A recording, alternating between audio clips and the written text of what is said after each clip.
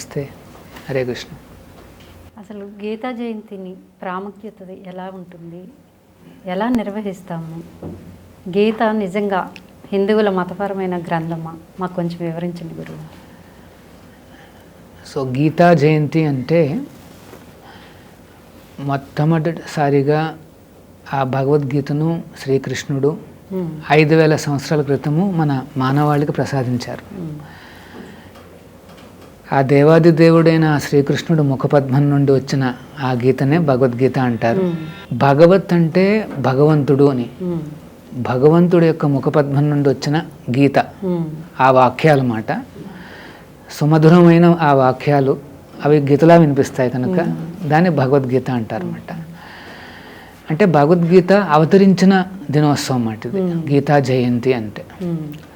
కానీ ఒక విశేషం ఏమిటంటే భగవద్గీతలో 4వ చాప్టర్లో ఈ రకంగా చెప్పబడింది.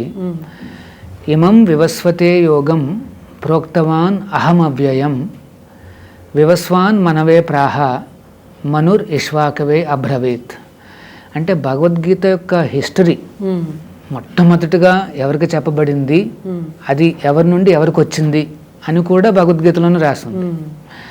సో కృష్ణుడు ఏమంటున్నాడంటే ఇమం వివస్వతే యోగం, ఈ యోగాన్ని నేను ఫస్ట్ వివస్వాన్.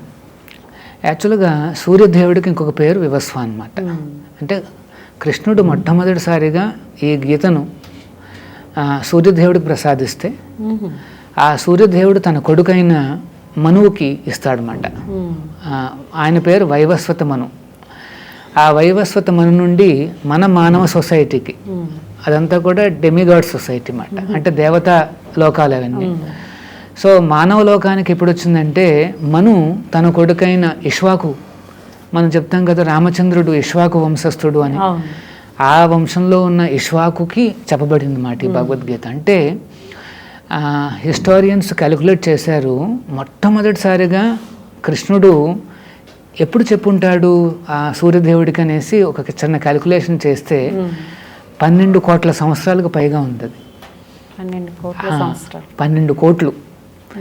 మానవాళికి ఎప్పుడు వచ్చింది అంటే ఒక 20 లక్షల సంవత్సరాల క్రితం ఇక్కడ మానవాళి దగ్గరికి వచ్చింది అన్నమాట. మరి అయితే 5000 సంవత్సరాల క్రితం మరి కృష్ణుడు చేసింది ఏమిటంటే తిరిగి మరలా ఆ భగవద్గీతను అర్జునుడికి బోధించారన్నమాట. సో మనం దాన్ని సెలబ్రేట్ చేసుకుంటున్నాం. గీతా జయంతి ప్రాధాన్యత ఇది.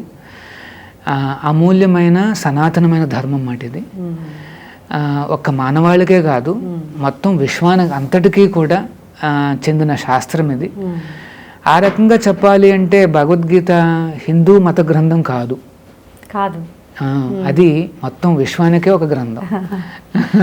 కేవలం హిందువులకు కాకుండా మొత్తం విశ్వానికి, హిందువులే కాదు మొత్తం మనుషులకు, దేవతలకు, అందరికీ కూడా, అందరికీ కూడా. మానవులు అంటే ఇందులో కూడా దేవతలు కూడా ఉంటారు. ఈ విశ్వంలో 4 లక్షల మానవ జాతులు ఉన్నాయని చెప్తారు అన్నమాట. 4 లక్షల జాతులు. అందులో కొన్ని జాతులు పై లోకాల్లో ఉంటారు, వాళ్ళని దేవతలు అంటారు అన్నమాట. మనం ఉండే లోకాల్లో ఉండే వాళ్ళని మనం మానవులు అంటాము. కొంత కింద పాతాళం వైపు ఉండే వాళ్ళని కొద్దిగా రాక్షస లక్షణాలు ఉంటాయి కనుక వాళ్ళని రాక్షసులు అంటాం అన్నమాట. సో 4 లక్షల జాతులు ఉండే ఈ విశ్వంలో అందరికీ వర్తించే అపురూపమైన శాస్త్రం ఏమిటంటే ఈ భగవద్గీత అన్నమాట.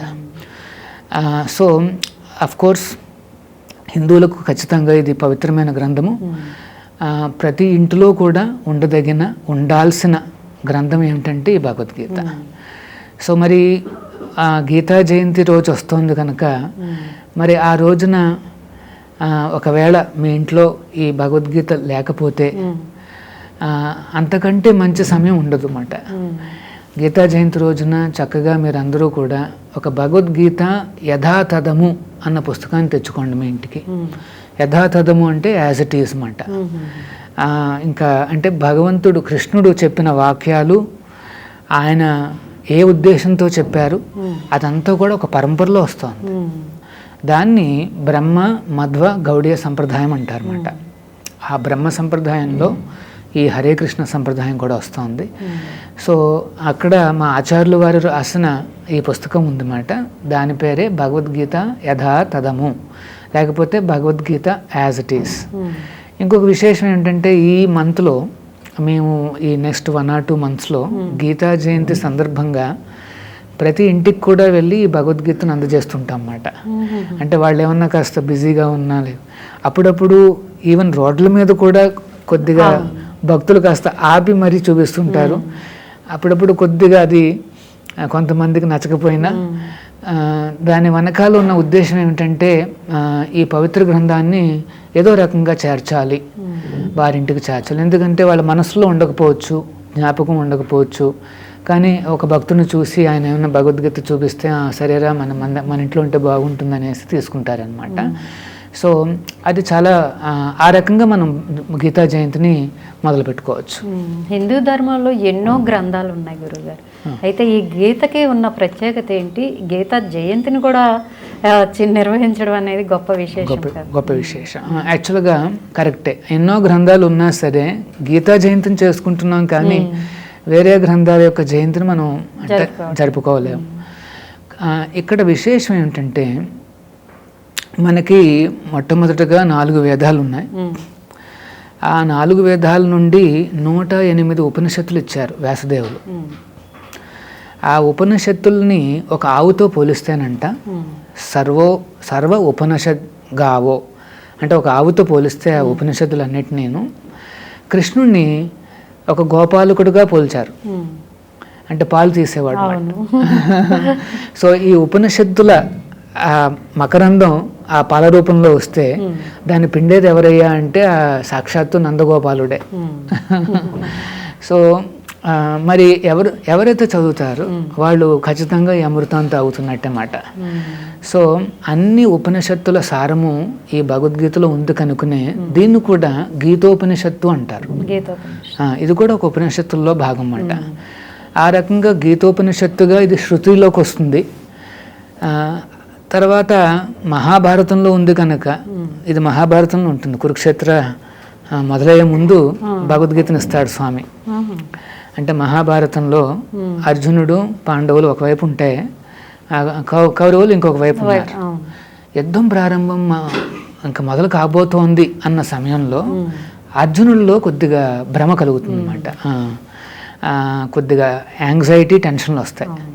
వచ్చి తను ఒక ఎమోషనల్ బ్రేక్ డౌన్కి వచ్చేసిన ఆ క్షణాలలో శ్రీకృష్ణుడు ఈ భగవద్గీతను చెప్పి మళ్ళీ అర్జునుడిని కర్తవ్య ఉన్ముఖుని చేస్తాడు. అది మాట ఇది దాని కాంటెక్స్ట్.